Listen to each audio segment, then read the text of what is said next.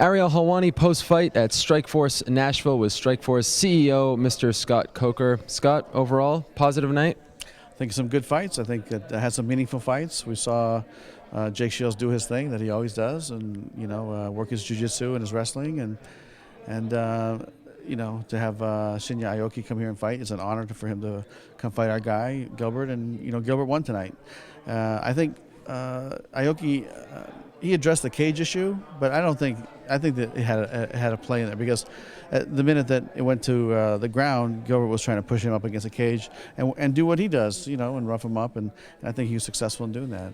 And in the first fight, I think that's the fight that surprised me the most, in the sense that with Gegard, I thought he had a little bit more success off his back, but once again, King Mo is an amazing athlete, great wrestler, and I think he had after the second round, I think it was all his.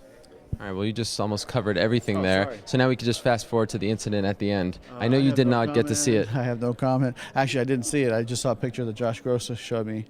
He's going to put it on si.com, I'm sure. But you were not there. Obviously, you did not see it. But how disappointing is that to hear that something like that happens? Here's the thing, and this is how I feel. This is a mixed martial arts. It's such a big event for mixed martial arts, and mixed martial arts is the sport, right? There's different leagues in the sport, but it's a sport. And so when things like this happen, it's not good for the sport as a whole, for anybody.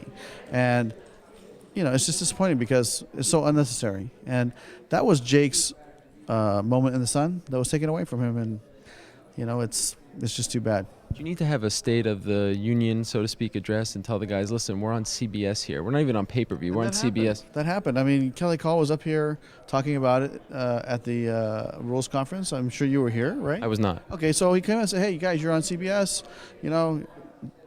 Talk about no profanity, act in good character.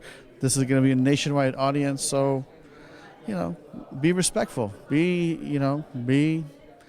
a good ambassador for the sport, which, when you see something like that, or from what I heard, because I didn't see it yet, it's unfortunate, because it damages the way people look at, some of these athletes, which they're amazing athletes, amazing. These guys are all good guys. And then one incident like this is like, oh, they're just a bunch of, bar fighters, right? I know you had a chance to speak to some of the CBS officials. What kind of response did they give you based on what happened out there at the end? I mean, it's something that they wanted me to be able to get the footage and look at the footage, so they can send me copies from all their angles. Because like I said, I haven't seen it yet, so they're gonna send me copies from all the different angles. I'll get it on Tuesday, and then we'll move forward with seeing what happens with Mayhem. Is it possible that you might reprimand him if you decide that it was, not, because Strikeforce did not send him in there, right? So if you decide that it was not his place to be there, is that possible?